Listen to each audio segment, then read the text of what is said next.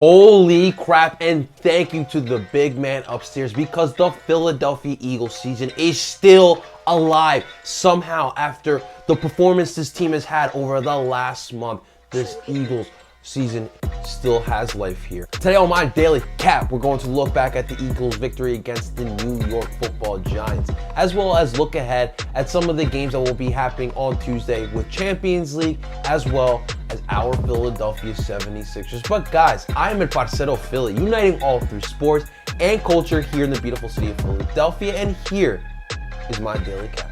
But let's get this started, guys. Yeah. Purchase your tracks today.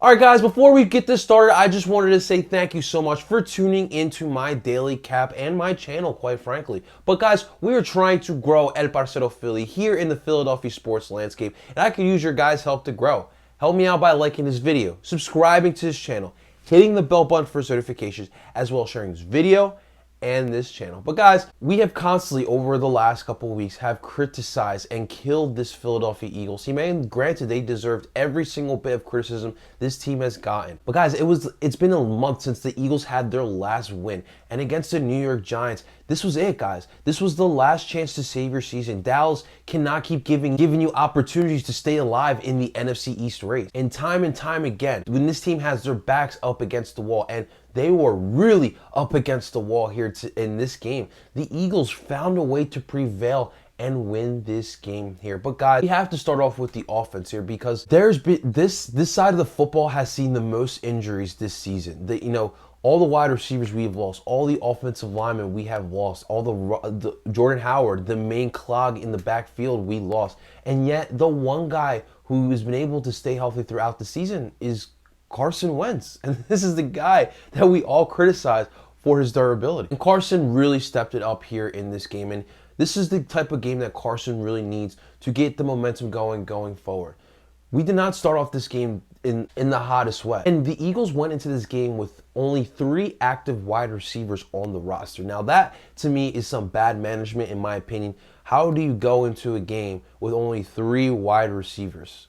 That makes absolute no sense. Guys, to me, what makes less sense is Matt Collins was on this roster for way too long, and no one understands why. But then when you have a guy like Jordan Matthews, Jordan's not going to light up the stat sheet. He's not a real difference maker at the receiver position, but Jordan Matthews is a much bigger difference maker than Matt Collins, simply because he's such a great locker room guy, and he knows how to keep the morale high in that locker room. So for the Eagles to cut Jordan Matthews after 2 games, and then you keep Matt Collins throughout this whole season. It literally took after the Miami game for you to cut Matt Collins. It makes absolutely no sense. We went into this game with 3 wide receivers, and then Alshon Jeffrey went out in this game in the first half with an ankle injury, bringing us down to 2 wide receivers. Nelson Aguilar didn't even suit up for this game. And then in the second half, you saw J.J. Arcega-Whiteside, who actually had a solid game, had a huge catch in the second half, would go down with an injury late in the fourth quarter, leaving the Eagles with literally only one wide receiver. And again, no Jordan Howard. And honestly, are we going to even see Jordan Howard for the rest of the season? That's a question that realistically we all have to ask here in Eagles Nation. Jordan Howard was such a difference maker when he was on this field, and we could have really used him here, but other guys did step it up, and we got to talk about that because the guy who really stepped up in this game, and to me he is the player of this game, is Boston Scott. Boston Scott has honestly taken advantage of any little opportunity he's had with the Philadelphia Eagles, and this was the best game of his Philadelphia Eagle career. He had 10 carries in this game, the most he's had so far this season, with 59 yards and a touchdown. But more importantly, he was really effective on the pass game as well, getting 6 receptions, 69 yards. He was only targeted 6 times. He caught all 6 of his passes. He was such a real difference maker. And in the second half, when the Eagles were down 17-3 to the New York Giants, who've only had 3 wins this season, they needed someone to step up and be the hero for the Eagles. And they looked no further than a guy by the name of Boston Scott. And Boston really was a difference maker here. He was the jolt of energy this team absolutely needed. He's one of the main reasons why we won. And it's crazy because Miles Sanders didn't even play a terrible game here, but Boston Scott, he was just on. And when a guy is in the zone, you got to keep going to him. And in the second half, you saw Doug Peterson go more towards Boston Scott because Boston was contributing. Miles Sanders would add 45 yards on 15 carries as well and would have 4 catches for 24 yards. Now, if I'm the Philadelphia Eagles, I mean, I don't know what weapons we're really going to be able to go into next week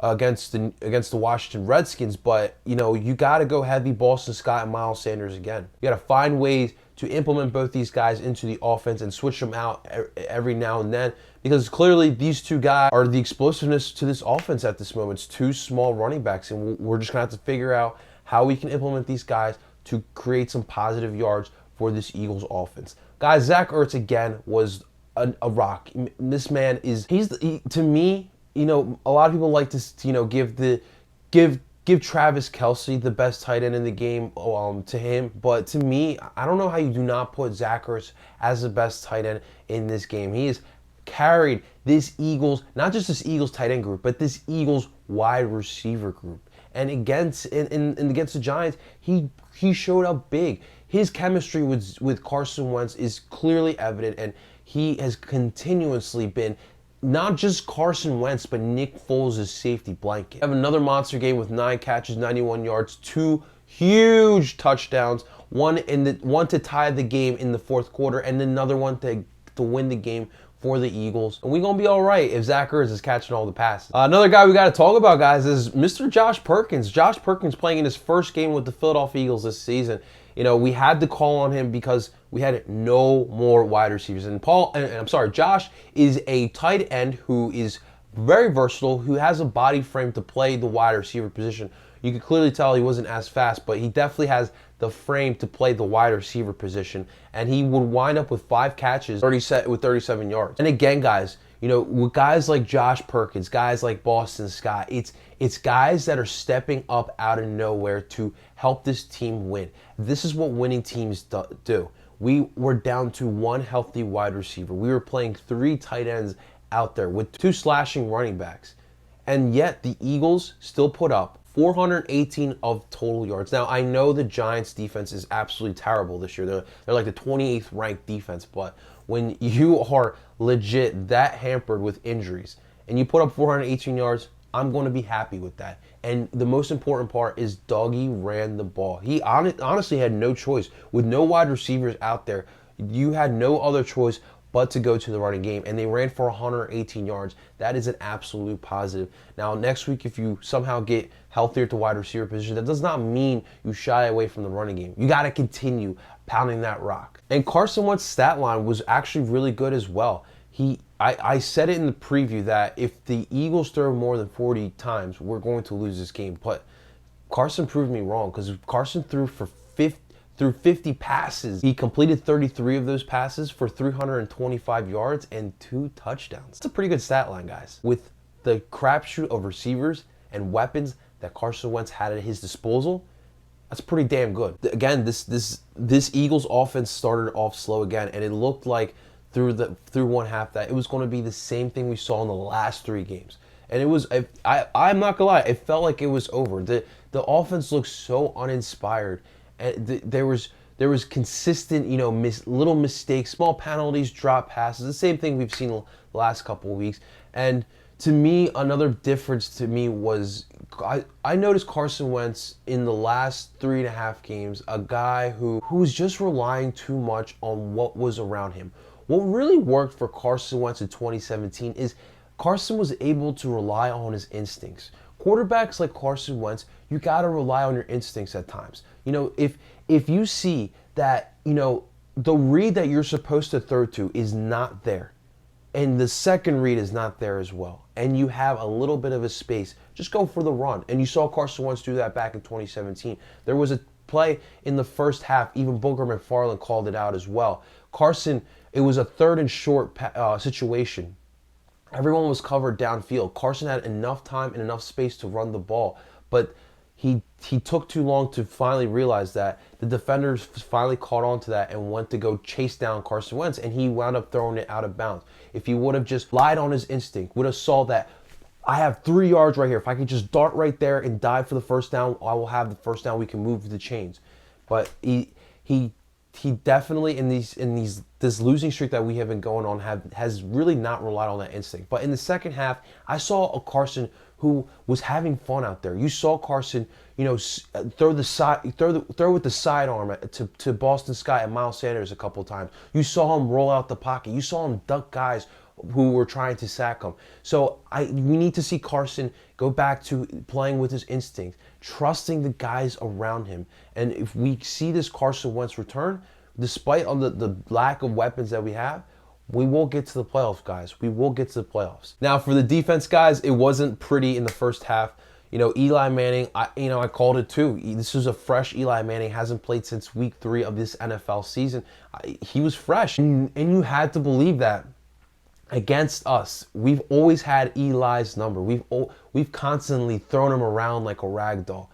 And you had to think that in his potential last game as a New York Giant, potentially his last game of his career, he was going to come out big, and he did. Eli looked on fire in that first half, throwing 2 touchdowns. Darius Slayton absolutely burned Ronald Darby in that first half. Darby, after getting mossed and beat down by Devontae Parker in Miami, back home in Philadelphia against the Giants, some guy named Darius Slayton put the work on him. But in the second half, defense made adjustments. They shut down the running game, and the Giants kind of, went away from the running game a little bit, and they felt that the passing game was working in the second quarter, and they continued going back to it. But Eli went back to his Eli ways in the second half, and he looked flat. The Giants' offense looked flat, and the defense stepped up, took care of business, and gave us the ball back to do what we had to do in order to win this game. Guys, this wasn't a pretty game. It really wasn't. It was a rainy night down in South Philly. We were playing against one of the worst teams in the NFL. The Giants' defense in the first half looked lights out against us. The offense looked like the 07 Patriots. But in the second half, when we all thought the Eagles team was completely dead, they found a way to get out of it, step up, and turn their season around, quite frankly. This is this moment, and this is the situation we really needed to gain some momentum. Second half was a completely different team. It was a team that we've all known and loved for the last 2 years. They dug down deep. They crawled and fought back all the way back. Took this ball game into overtime, and in that drive, in that game-winning drive in overtime, Carson Wentz looked calmed and composed, was making brilliant passes. On that Zach Ertz touchdown, that was a great read by Carson Wentz to find Zach Ertz wide the fuck open in the end zone. And the Eagles win this game 23-17. We have life.